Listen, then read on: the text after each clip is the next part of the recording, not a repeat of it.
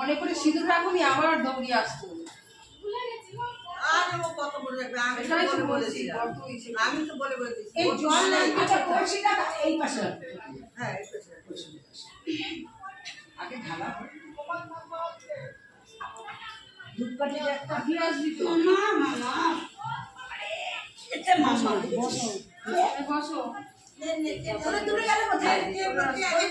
বাড়ি পাঠিয়ে দিয়েছো কেন? ঘুমনে পাঠিয়েছিল না বাবুলের মেয়ে বাড়িটা নিয়ে হাত ধরে ওকে নিয়ে এসছে। আমি ওরা বাবুলের মেয়ে পড়ে একটা ঘুম পাড়িয়ে ওর ঘুয়ের উপর দিয়ে চলে যাচ্ছে। তাই এটা কি করবো? বল চেদিকে যাস না দিতে ও তার কথা কে শুনে ও মতো মতো দে ওদিক দে ওবে ডাক ওরা জল ঢালবে তো নাও নাও নাও দে বাবা হাওয়া থাকবে তুমি যাবে এখন